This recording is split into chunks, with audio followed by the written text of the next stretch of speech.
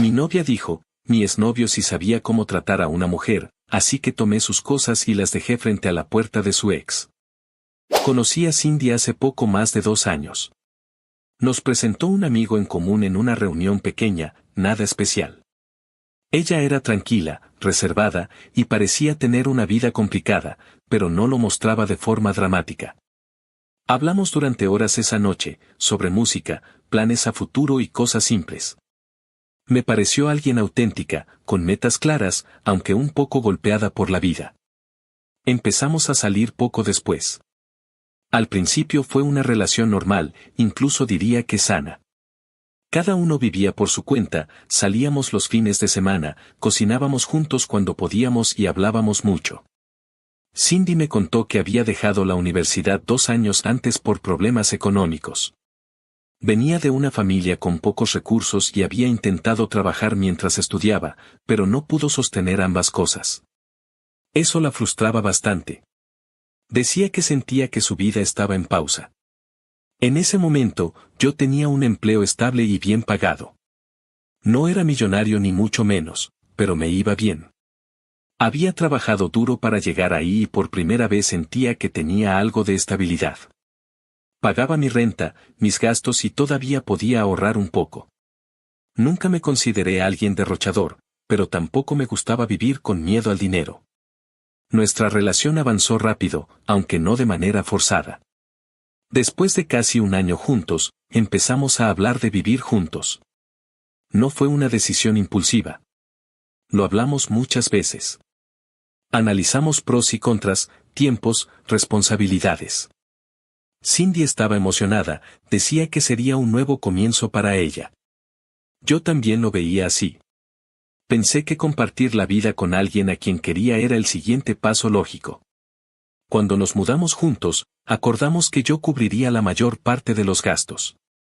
Ella tenía trabajos ocasionales, pero nada fijo. Yo ganaba lo suficiente como para hacerlo y no me molestaba. Nunca lo vi como una carga. Para mí era una inversión en nuestra relación. Además, sabía que Cindy quería retomar la universidad y yo quería apoyarla. Unos meses después, ella volvió a estudiar. Yo fui quien pagó la inscripción, los materiales, el transporte y la mayoría de los gastos de la casa. Renta, servicios, comida. Todo. No lo hice porque ella me lo exigiera, sino porque yo se lo ofrecí. Sentía que si yo estaba en una posición mejor, lo correcto era ayudarla. Ella parecía agradecida. Me decía que sin mí no habría podido hacerlo y que algún día me lo devolvería de alguna forma. Durante ese tiempo, nuestra convivencia era buena. No perfecta, pero estable. Teníamos discusiones normales, casi siempre por cosas pequeñas, horarios, limpieza, cansancio. Nada fuera de lo común. Yo trabajaba muchas horas, a veces llegaba tarde y agotado. Cindy se encargaba de algunas cosas en casa, aunque no siempre. Nunca llevé una cuenta exacta de quién hacía más. No me interesaba. Algo que sí noté con el tiempo fue que Cindy hablaba mucho de su exnovio. No de forma constante, pero lo mencionaba más de lo que yo consideraba normal. Al principio pensé que era porque había sido una relación importante para ella. Llevaban varios años juntos antes de terminar. Yo no soy una persona celosa, así que no le di demasiada importancia. Ella decía que su ex había sido una persona complicada, pero que también había aprendido mucho con él. A veces comparaba situaciones sin darse cuenta. Yo no lo tomaba como un ataque, aunque admito que me incomodaba un poco. Aún así, prefería no hacer un problema de eso. Con el paso de los meses, empecé a sentir el peso de ser el único sostén económico. No porque Cindy no hiciera nada, sino porque toda la responsabilidad recaía sobre mí. Si algo salía mal, no había margen de error. Si yo enfermaba, si había un gasto extra, todo dependía de mi sueldo. Empecé a vivir con una presión constante que no siempre expresaba. Aún así, seguía creyendo que valía la pena. Cindy avanzaba en sus estudios, parecía más motivada, más segura. Hablábamos de planes a futuro, terminar la universidad, conseguir un mejor trabajo, quizá mudarnos a un lugar más grande. Yo me decía a mí mismo que esto era solo una etapa. Entonces llegó el golpe que no vi venir. Un día me llamaron a una reunión en el trabajo. No era raro, pero el ambiente se sentía diferente. Recursos humanos estaba presente. En pocos minutos me explicaron que la empresa estaba haciendo recortes y que mi puesto había sido eliminado. Todo fue muy rápido y frío. Me dieron una compensación básica y una fecha de salida inmediata. Salí de ese edificio con una mezcla de incredulidad y miedo. Nunca había estado desempleado desde que empecé a trabajar. Mi cabeza se llenó de preguntas: ¿cómo iba a pagar la renta? ¿Qué pasaría con los estudios de Cindy? ¿Cuánto tiempo me tomaría conseguir otro empleo? Esa noche regresé a casa con el peso del mundo encima. Sabía que nuestra situación iba a cambiar, y no tenía idea de cómo lo íbamos a manejar. Cuando le conté a Cindy que había perdido el empleo, su reacción inicial fue tranquila. Me dijo que no pasaba nada, que esas cosas ocurrían y que lo importante era que estuviéramos juntos. Durante los primeros días se mostró comprensiva. Incluso intentó animarme, diciéndome que confiaba en mí y en que encontraría algo pronto. Al hablar de dinero, su postura fue la misma. Dijo que podía ayudar ajustando gastos. Comentó que podíamos comprar productos más económicos en el supermercado, evitar salidas costosas y elegir restaurantes más baratos cuando quisiéramos salir. Escuché todo eso con atención, pero algo me llamó la atención desde el principio: nunca mencionó aportar parte de su sueldo. Cindy trabajaba medio tiempo en una papelería cerca de casa. No ganaba mucho, lo sabía, pero aún así su ingreso no era inexistente. Nunca esperé que cubriera la mitad de los gastos, pero pensé que, de manera natural, ofrecería ayudar con algo, aunque fuera simbólico. Pagar una parte del súper, algún servicio menor, o simplemente decir puedo ayudar con esto. Eso nunca ocurrió. Al principio traté de no darle demasiada importancia. Me dije a mí mismo que quizá no lo veía como algo necesario o que le daba vergüenza. Aún así, esa omisión empezó a quedarse en mi cabeza más de lo que me hubiera gustado admitir. Comencé a recortar gastos.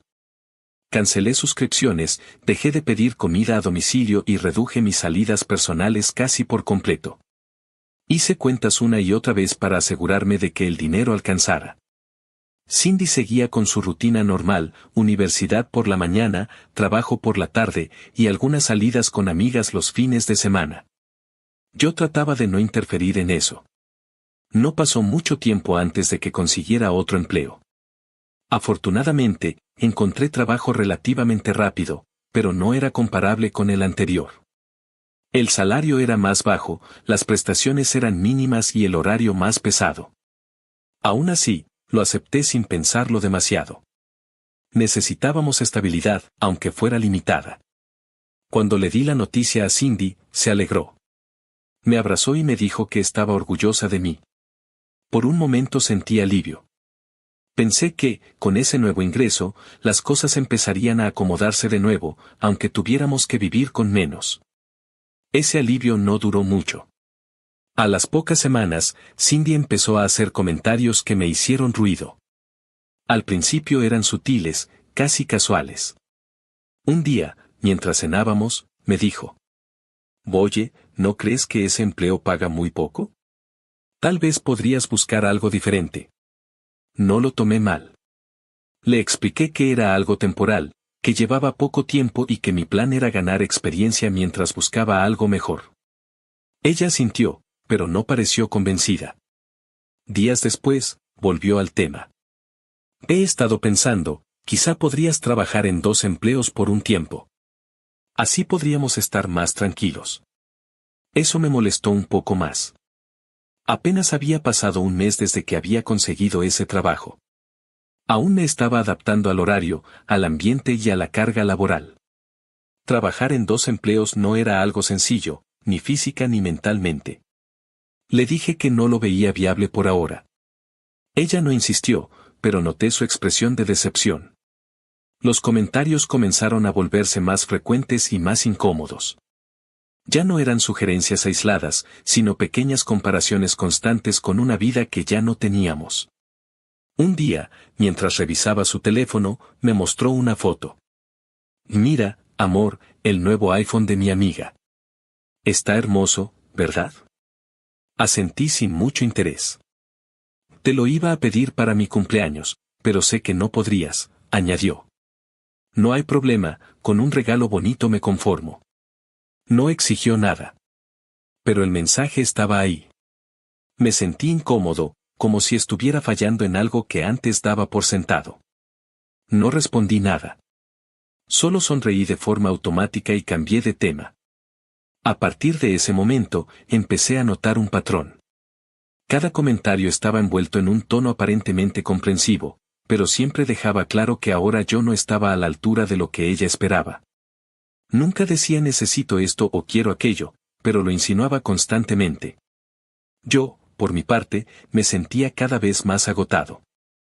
El nuevo empleo era demandante, y la presión de llegar justo a fin de mes me tenía en constante tensión. Dormía mal y estaba irritable. Aún así, intentaba mantener la calma en casa. Un día en particular fue especialmente malo. En el trabajo cometí un error. Rompí un material que se utilizaba en la empresa. No fue algo grave, pero me llamaron la atención y me dijeron que el costo del material sería descontado de mi sueldo. El monto no era alto, pero emocionalmente me afectó mucho más de lo que esperaba. Sentí que todo se estaba acumulando. Salí del trabajo con la cabeza baja, pensando en números, en facturas, en responsabilidades. Sabía que ese descuento significaba menos margen ese mes. Menos tranquilidad. Mientras manejaba de regreso a casa, empecé a cuestionarme cosas que antes no me había permitido pensar. Me pregunté si realmente estaba en una relación de apoyo mutuo o si solo estaba sosteniendo una carga cada vez más pesada. Empecé a sentir que no importaba cuánto hiciera, nunca sería suficiente. Por primera vez, la idea de terminar con Cindy pasó por mi mente de forma seria. No como una reacción impulsiva, sino como una posibilidad real. Sentía que la relación ya no me daba paz. Al contrario, me drenaba energía, dinero y estabilidad emocional. Llegué a casa, estacioné el auto frente al edificio y apagué el motor. No bajé de inmediato. Me quedé ahí, sentado, con las manos sobre el volante, mirando al frente sin ver nada en particular. Pasaron 5 minutos, luego 10, luego 15. No entraba porque sabía lo que venía. Sabía que al cruzar esa puerta probablemente escucharía otro comentario, otra comparación, otra forma indirecta de recordarme que ya no era el mismo hombre que antes. No tenía fuerzas para eso ese día. Ahí, dentro del auto, en silencio, empecé a aceptar algo que me había estado negando, la relación ya no se sentía como un equipo. Sentía que estaba solo, incluso viviendo con alguien. Finalmente salí del auto y entré a la casa. Cindy estaba en la sala, sentada en el sofá, mirando su teléfono. Al verme, levantó la vista y me saludó con normalidad, como si el día no hubiera tenido ningún peso especial. Hola, dijo. Justo quería hablar contigo. Ni siquiera me había quitado los zapatos cuando continuó. Este fin de semana mi amiga tendrá su despedida de soltera. Quiere que vayamos todas. Me gustaría ir, pero tengo que llevar dinero. Asentí de manera automática. No tenía energía para discutir. Está bien, respondí. Tómalo de tus ahorros. Ella frunció ligeramente el ceño, como si no hubiera escuchado bien. ¿Y no me darás nada tú? Preguntó. Mis ahorros son para otra cosa. Eso fue suficiente para que algo dentro de mí se tensara. La miré con calma, aunque por dentro estaba molesto. ¿Para qué otra cosa? Pregunté. Ese gasto es tuyo. De hecho, deberías empezar a aportar un poco a la casa con tus ahorros. Literalmente estás viviendo aquí. Su expresión cambió de inmediato. Pasó de la sorpresa al enojo en segundos. Tienes la realidad distorsionada, dijo, levantando la voz. Soy tu novia. Tú debes aportar todo. Eres un hombre, ¿no? La frase me golpeó más de lo que esperaba. Respiré hondo antes de responder. Sí, soy un hombre, dije. Solo un hombre intentando sobrevivir. Pero no puedo sobrevivir si hay una mujer que me hace gastar todo mi dinero. Cindy se levantó del sofá, visiblemente molesta. Vaya, no sabía que eras de esos, dijo con sarcasmo. Ahora me dirás que quieres una relación 50-50 o cosas así. ¿Sabes? Lamento decírtelo, pero mi exnovio sí sabía tratar a una mujer. En ese momento algo se rompió. No respondí de inmediato. No levanté la voz. Simplemente caminé hacia el cuarto, tomé una caja que estaba guardada en el closet y la llevé a la sala. Empecé a meter dentro todas las cosas de Cindy, ropa, zapatos, productos personales, todo lo que encontré a mi alcance. ¿Qué te pasa?, preguntó ella, alterada. ¿Qué estás haciendo? No la miré. Seguí empacando. Él sí sabía tratar a una mujer, ¿no? Dije finalmente. Pues adelante. Te llevaré con él. Ahí fue cuando pareció darse cuenta de que hablaba en serio. Amor, tranquilo, dijo, acercándose. No quise decir eso. Solo estaba estresada. Me detuve y la miré por primera vez desde que había empezado a empacar. ¿Tú estresada? Respondí. No haces nada, no aportas nada. Solo drenas mi dinero. Eres una sanguijuela. Lárgate. Cerré la caja, la cargué y salí del departamento sin esperar respuesta. Bajé las cosas al auto y regresé por más. Mientras lo hacía, Cindy me seguía, llorando, intentando hablarme, pidiéndome que me calmara. Cuando terminé de cargar todo, abrí la puerta del copiloto. Súbete al auto, le dije. Si no quieres que tire todo esto al basurero. Ella dudó unos segundos, pero al final subió, llorando. Arranqué el auto sin decir una sola palabra. Durante todo el camino, mantuve la mirada fija al frente. Cindy hablaba sin parar. Decía que lo sentía, que no lo había pensado, que estaba cansada, que no quería terminar así. Yo no respondí. Sabía exactamente a dónde iba. Conocía el edificio donde vivía su exnovio porque uno de mis amigos vivía ahí. Mientras conducía, saqué el teléfono y lo llamé. Hola, Daniel, dije. ¿Me podrías decir en qué departamento vive Douglas, el ex de Cindy? Hubo un breve silencio al otro lado de la línea. Sí, respondió. Vive en el 512. ¿Por qué? Colgué sin dar explicaciones. Llegué al edificio, estacioné el auto y bajé. Tomé una de las cajas y caminé hacia la entrada. Cindy seguía llorando dentro del auto. Toqué el timbre. ¿Diga? Respondieron desde dentro. Sí, hola, dije. Douglas, te traigo un paquete. Ah, claro, respondió. Ya bajo. Mientras esperaba, escuchaba los sollozos de Cindy detrás de mí. No me moví. No dije nada más. Douglas bajó pocos minutos después. Lo reconocí de inmediato, aunque solo lo había visto una vez en persona. Parecía sorprendido al verme, y más aún al notar la situación. Las cajas estaban apiladas cerca de la entrada y Cindy seguía dentro del auto, llorando. Cuando Douglas se acercó, Cindy abrió la puerta del coche y salió apresuradamente. Caminó hacia él y, sin decir nada más, se arrodilló frente a él. Yo me quedé a unos pasos de distancia, observando sin intervenir. Por favor, dijo ella entre sollozos, ayúdame. No me dejes aquí. Douglas la miró confundido, luego me miró a mí, y después volvió a mirarla a ella. Su expresión cambió de sorpresa a nerviosismo en cuestión de segundos. Antes de que cualquiera de nosotros dijera algo, él habló. Mira, si ya lo sabe, yo no quería que fuera así, dijo. Pensé que no se iba a enterar, eso me aseguraste tú, solo fue un pasatiempo, diversión, no quiero nada serio. Esas palabras fueron suficientes. No hizo falta que dijera más. En su intento por justificarse, se delató solo. No habló de una suposición ni de un malentendido.